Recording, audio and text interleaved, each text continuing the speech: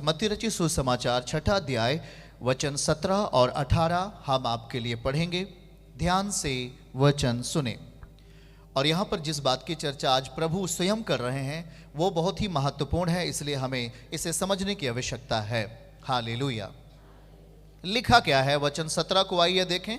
मत्ती 6 वचन 17 में लिखा है, परंतु जब तू उपवास करे। क्या करे? उपवास करना। सब लोग समझ रहे हैं बातों को? ओके। जब तू उपवास करे तो अपने सिर पर तेल मल और मुंह धो। ये उपवास की दशा। वचन 18 में आइए, ताकि लोग हमें यह न कहें कि तू उपवास है। ताकि लोग नहीं परंतु तेरा पिता जो गुप्त में है तुझे उपवासी जाने, और इस दशा में तेरा पिता जो गुप्त में देखता है तुझे प्रतिफल देगा। हालेलुया। लिखा क्या है? प्रतिफल देगा। क्या देगा? प्रतिफल। ताकि लोग नहीं,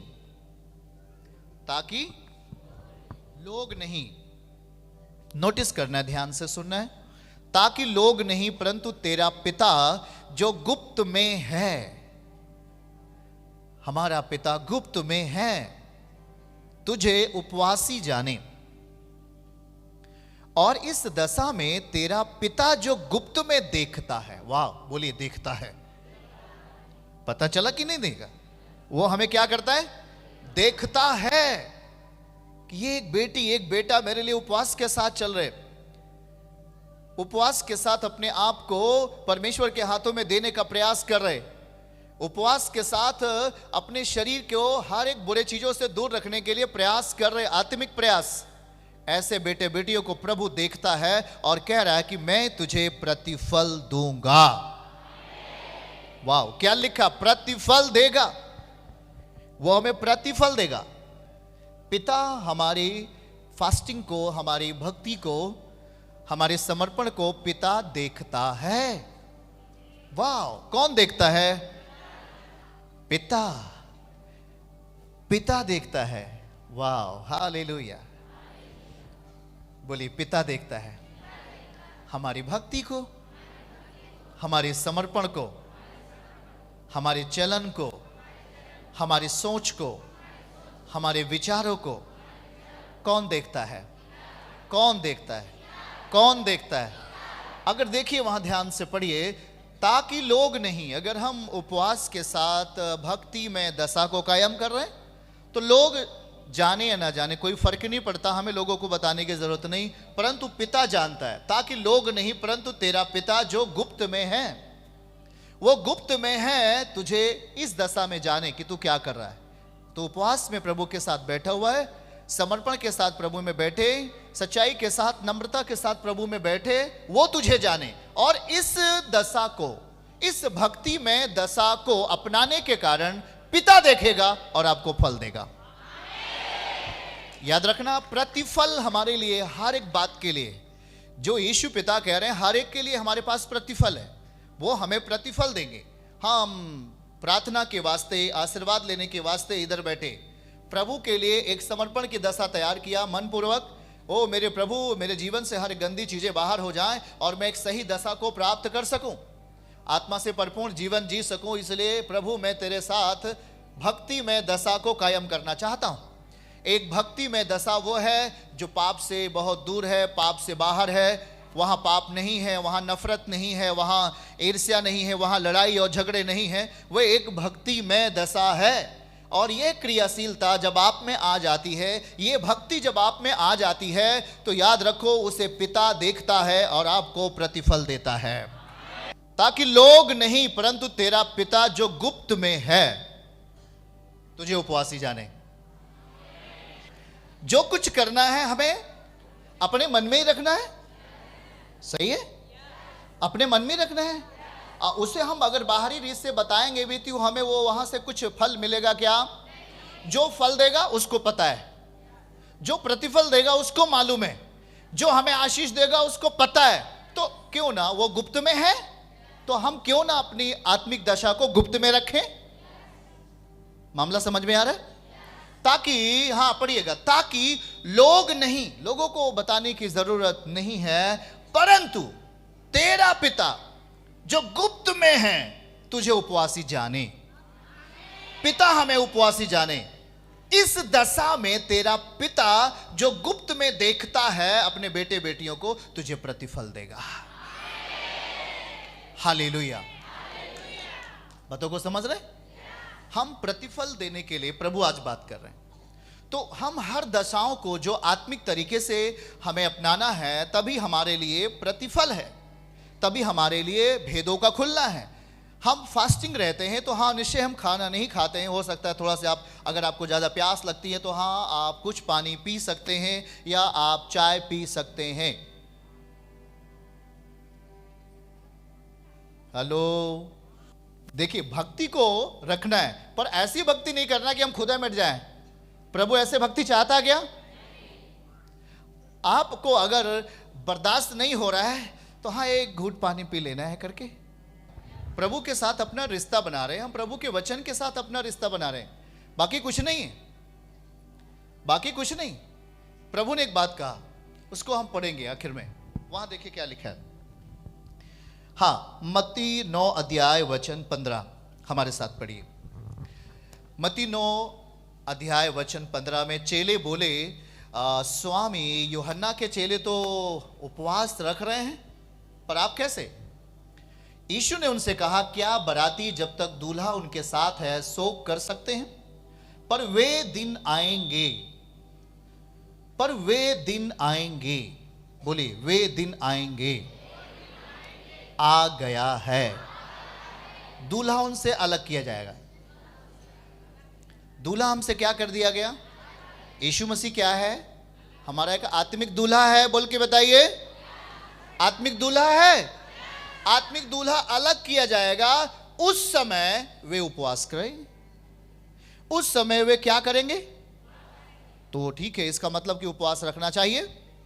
मरकुस 2:20, मरकुस वचन अध्याय 2 वचन 20 को हम वहां पढ़ेंगे। आप नोट करते चलना है, बहुत महत्वपूर्ण है आज का टॉपिक। और लिखा क्या है, फिर प्रभु क्या समझा रहे हैं? अगले किताब में लिखा है कि परंतु वे दिन आएंगे कि दूल्हा उनसे अलग किया जाएगा, उस समय वे उपवास करेंगे। आमीन। आप सोचो कि अगर दूल्हा साथ में था तो उपवास करने की जरूरत नहीं है। सुन रहे हैं क्या आप? जैसे कुछ लोग जब बारात वगैरह जाती है तो आप ध्यान से देखें, भाई बाराती लोग गए तो अगर दूल्हा खाएगा तो उसके साथ में रहने वाले लोग भी क्या करेंगे? खाएंगे। एक आशा बनी रहती है उस टाइम में। तो यहां पर प्रभु समझा रहे हैं कि वे दिन आएंगे जब दूल्हा अलग किया गया, मतलब यीशु मसीह स्वर्ग चला गया। अब हमें अपने भक्ति में परिस्थिति को मजबूत करना है, तो ये भक्ति में दशा को अपनाना पड़ेगा। हाँ बोल के बताइए, भक्ति में दशा को अपनाना है। गाली दे करके, ओ नफरत करके, किसी को ईर्ष्या करके, हमें कौन सी दशा अपने अंदर मजबूत करना है? भक्ति में दशा। यीशु मसीह के जाने के बाद जब तक प्रभु साथ में थे, ओ तब तो कोई दिक्कत है क्या? तब तो 5 रोटी को कितने हजार में खिला दिया प्रभु? 5000 लोगों में। क्या जरूरत है उपवास रखने की भाई? अभी तो गुरुजी साथ ही में है। पर अब एक आत्मिक दशा को हमें क्या करना है? बलवान करना है। कौन सी दशा को? आत्मिक दशा जब बलवान करोगे तो वो परमेश्वर जो शरीर में था और जो स्वर्ग उठा लिया गया, अपनी परिपूर्णता हमारे बीच में सिद्ध करेगा। क्या करेगा? ओ सिद्धता का मतलब परफेक्शन, परिपूर्णता, सब कुछ पूरा करने वाला वही सिद्धता है। कुछ अधूरापन है, उसे पूरा करना है। कैसे? कैसे करेंगे? हमारी भक्ति परिपूर्ण कैसे होगी? पता लगा आज भी हम 100 साल के विश्वासी हो गए, आज भी हम नफरत कर रहे हैं। रॉन्ग, आप विश्वासी नहीं हो। हाँ बताते हो मैं बहुत पुराना विश्वासी हूं, पर आज भी आप नफरत भरी बातों को बोलते हो। प्रभु आपको नेग्लेक्ट कर रहा है। परमेश्वर आपको नहीं चाहता। याद रखना, आप जब मसीह के साथ चलते हैं तो परमेश्वर के राज्य में नफरत के लिए कोई जगह नहीं। आप अपनी भक्ति में दशा को किस तरीके से बलवान होने दे रहे हैं? आपकी भक्ति में दशा कैसे है? 4 महीने का विश्वासी है, 6 महीने का विश्वासी है, 6 साल का विश्वासी है, हाँ वो परमेश्वर के नियमों के अनुसार जीने का अभ्यास करता है, प्रयास करता है। आज एक टॉपिक प्रभु आपके लिए रख दिया कि भाई अगर तू अपने अंदर प्रतिफल देखना चाहता है तो एक रास्ता और है, वो है उपवास के साथ चलना। जब हम उपवास के साथ चलने का प्रयास करते हैं, हमारा शरीर प्रभु के सामने बैठेगा, हाँ या ना? हम घूमना बंद करेंगे, हम नशा करना बंद कर देंगे। अब हम प्रभु के साथ 21 दिनों के लिए बैठने के लिए अभ्यासरत होंगे। हम अपने बॉडी को लेके जाएंगे, हमारा शरीर थका हुआ है फिर भी प्रभु के साथ बैठने का अभ्यास करेंगे, प्रयास करेंगे। वही प्रयास को हम 21 दिनों तक बनाए रखने के कारण, जैसे दानियल 21 दिनों तक क्या रहा? उपवास की दशा में रहा। वो किस तरह काहे लिए उपवास रखा? उन बातों को जानने के लिए, उन भेदों को जानने के लिए जो परमेश्वर उसे बता रहा था। वो समझ ही नहीं पा रहा था। कहा है जी, समझ में नहीं आ रहा है। दर्शन देखा, समझ में नहीं आया।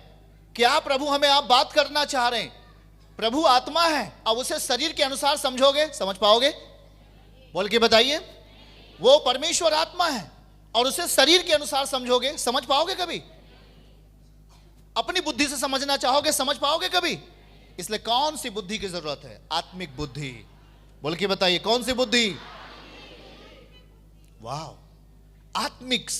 आत्मिक वातावरण, आत्मिक बुद्धि। और उसके लिए हमें कौन सा प्रोसेस करना है? उसके लिए हमें क्या करना पड़ेगा? प्रभु ने कहा उपवास करना है। अभी बहुत सारी बातें, भेद छुपा हुआ है जो आप नहीं जानते। बहुत सारी बातें हैं जो हमें जानने की आवश्यकता है, पर हम जानने का प्रयास नहीं कर रहे हैं। मतलब हम कोई आत्मिक गाइडलाइन में नहीं है, हम आत्मिक प्रोटोकॉल में नहीं हैं, सब कुछ गड़बड़ है। तो कोई भी आत्मिक परिस्थिति नहीं समझ पाएगा। आंख बंद करने के बाद शैतान दिखाई देता है, और जी प्रार्थना में आंख बंद करने के बाद शैतान दिखाई देता है, वो आत्मा गड़बड़ है। उसके लिए एक प्रोसेस करना है, एक नियम करना है। आज उपवास के साथ चलना है प्रभु के साथ। प्रभु कहता है दूल्हा अलग हो जाएगा। हाँ, दूल्हा अलग होगा, उस समय तुम उपवास कर सकोगे। क्यों कर सकोगे? क्योंकि उपवास एक आत्मिक सिचुएशन है, एक आत्मिक स्थिति है। उस आत्मिक स्थिति में हम अपने आप को पूरी तरीके से प्रभु के हाथ में दे देंगे। आमीन। कहेंगे प्रभु बस हमें आपसे बात करनी है, और 21 दिनों के लिए मैं पूरी तरीके से अपने आप को तैयार कर रहा हूं, और हमें उस भेद को जानना है जो अभी तक मैं नहीं जाना। 6 महीने हो गए प्रभु, अभी आपका दर्शन मुझे सही से नहीं मिला। ये 6 महीने हो गए प्रभु, मेरे जीवन में कोई आत्मिक सुधार नहीं आया। अभी भी मैं पाप कर रहा हूं। पाप हम पर बल पाता है, पाप आपके अंगों के ऊपर बल पाता है, और आप अपने अंग को पाप के लिए समर्पित कर देते हो, और बीच में अंधेरे में जाकर के रोते हो, ओ मेरा प्रभु, मेरे अंदर से पाप हो रहे हैं, मैं समझ नहीं पा रहा हूं क्यों। प्रभु कहता है उपवास के साथ बैठना है, मेरे लिए तैयार होना है। अपने इस शरीर को मेरे लिए पहले तैयार कर, और जब इस शरीर आत्मा प्रभु के लिए तैयार होगा, वहां आत्मिक सिचुएशन शक्तिशाली बनेगी यीशु के नाम में। एक आत्मिक परिस्थितियां शक्तिशाली बनती हैं। याद रखना, बहुत सारी नासमझ ऐसी है क्योंकि हम प्रभु को शरीर के अनुसार देख रहे हैं। इसीलिए मैं आपसे बार बार कहता हूं, किसी भी व्यक्ति की बुराई नहीं करना। नहीं, आत्मिक जीवन में हमें उस स्वर्गीय आनंद को प्राप्त करने के लिए किसी भी व्यक्ति का बुराई अपने साथ नहीं रखना। अपने आप को अलग रखना हर पाप से, अपने आप को अलग रखना हर एक मतभेद से, अपने आप को अलग रखना हर एक नफरत से। आप नफरत के सहारे आप आत्मिक जीवन नहीं जी पाओगे। आप नफरत के सहारे अपने शरीर की चंगाई नहीं पाओगे। आप नफरत के सहारे अपने बेटे बेटियों में उन्नति नहीं पाओगे। आप नफरत के सहारे अपने बच्चों में आशीष नहीं पाओगे। इसलिए छोड़ना है नफरत, ईर्ष्या छोड़ना है। प्रभु सहायता करेगा, प्रभु मदद करेगा। पाप त्यागना है, प्रभु मदद करेगा। रास्ता प्रभु बता रहे हैं। प्रभु के लिए 21 दिनों के लिए चल पड़ना है। फिर जो खोया हुआ दर्शन है, जो खोया हुआ स्वप्न है, जो परमेश्वर की ओर से आना चाहिए, वो आना शुरू होगा आपकी लाइफ में।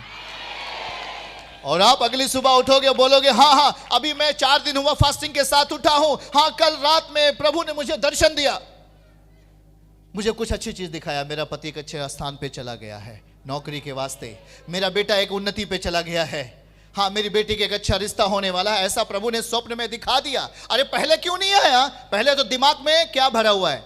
पाप की परिस्थितियां, शारीरिक दशाएं, शारीरिक मनोदशाएं भरी हैं, और वहां सब कुछ गड़बड़ है।